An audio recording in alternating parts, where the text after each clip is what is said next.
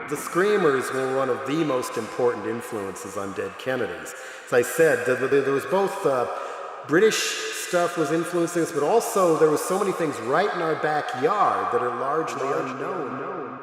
The Screamers show, I think, was probably my first punk rock show that I went to, official punk rock band.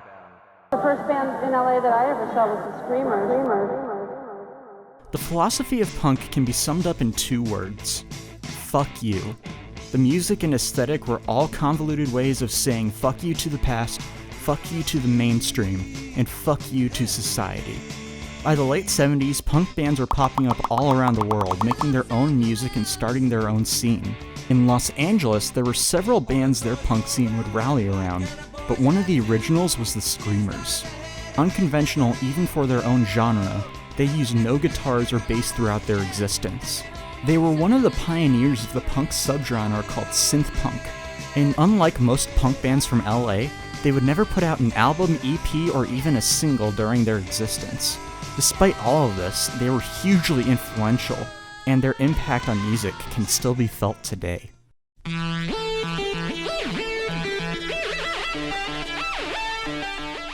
While the majority of the Screamers' history happened in Los Angeles, their origins were in the very distant city of Seattle.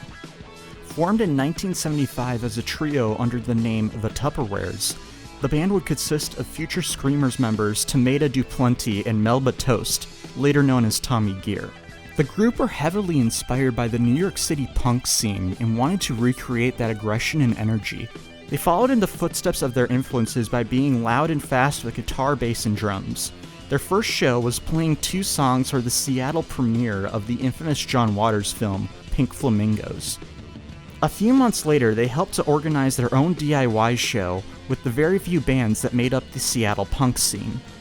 This show was the first self-promoted show in town. The bands rented the hall, got a PA, and did it. It was as much fun or more than many of the shows now. The energy of the Tupperware set was unparalleled. They were like the Ramones on adrenaline, with Tomato having the stage presence of the Sex Pistols' Johnny Rotten, well before the Sex Pistols were known in the States. Listen to the song I'm Going Steady with Twiggy, just to get an idea of how much raw energy the band had.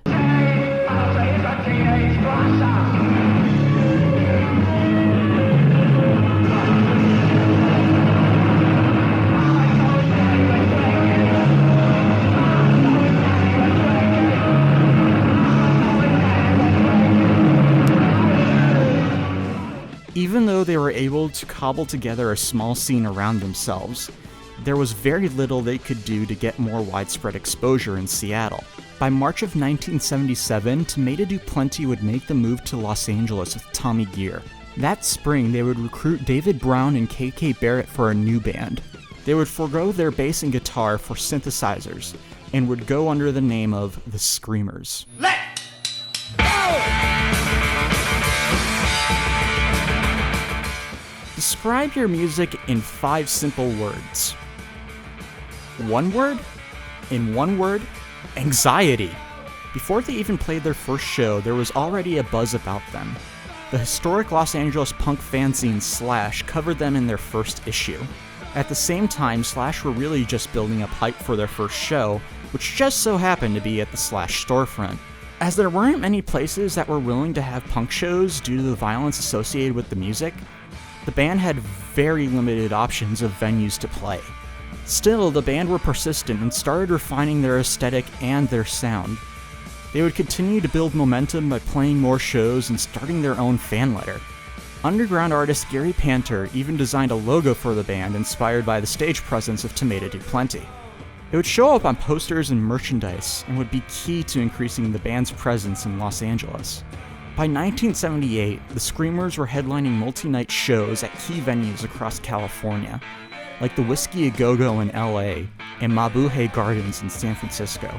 Their show openers would be other punk bands that would go on to be supremely influential, like the Germs, X, and Dead Kennedys. In the summer of that year, they would record promo videos by doing live sets at Target Studios in Oakland. Most notable is the video of the song 122 Hours of Fear, which showcases the band's emphasis on the performance with Tomato Duplanty's stage presence and pseudo-choreography.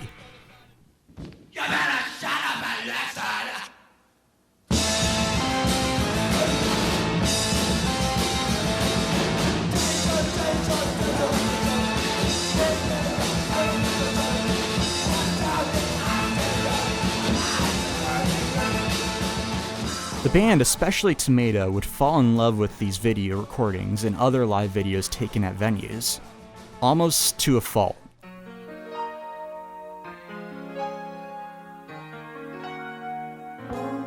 We'd like to thank the first groups for playing you the music of the 1960s and 1970s. Now we'll give you the music of the 1980s.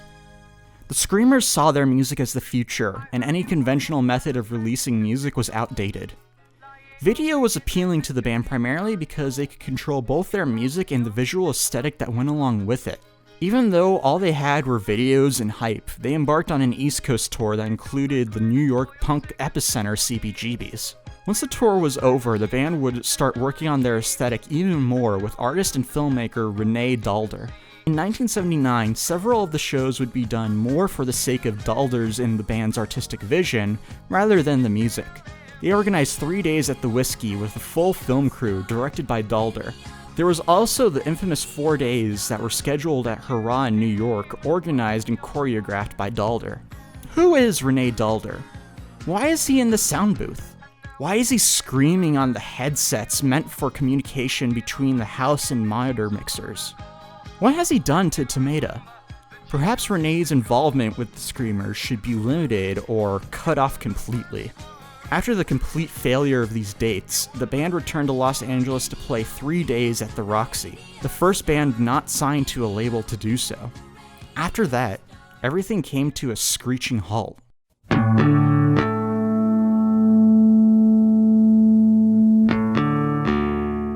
The band wasn't over. At least, not yet. In 1980, there were no shows, no recordings, and no press about the band. The last Screamers show was at the Whiskey on July 11th, 1981, performing what was called Palace of Variety, and for the last time, this event would be put together in part by Renee Daalder. It would only be 2 of the band members, Tomato and KK, performing a multimedia video experience to what can be described generously as lukewarm reception. One of the most anticipated LA rock shows in some time turned into a fiasco, where the premiere of the Screamers' Palace of Variety became the most disastrous showbiz opening since Heaven's Gate. The Screamers were no more. Los Angeles had moved on. Out of all the former members, KK Barrett would see the most success as a production designer for films, TV, and music videos. He would win an MTV Music Award for his work on Smashing Pumpkins' music video Tonight Tonight, and an Oscar nomination for his work on the film Her. Tomato would continue working with Daalder and would star in his post-apocalyptic experimental film Population 1. He'd also continue working as an actor, artist, and set designer. In the 90s, he would even show some of his work at a gallery owned by one of the members of the band X. Sadly, on August 21st, 2000, Tomato Duplanty would die from cancer, but he lived long enough to see the influence of his music and work. Not only were the Screamers important to the other bands of the LA punk scene, but they created an aesthetic that has been copied by bands from the Dead Kennedys to Prodigy. They helped to pioneer synthesizers in punk music, which would be foundational to artists like Ultravox, The Units, and Mindless Self-Indulgence. Their importance to underground music cannot be understated. While they never had a record, the various recordings and bootlegs of their music helped to keep their legacy alive. Hey, thanks so much for watching this video. There's so much I could have gone into in this video, but I had to limit myself.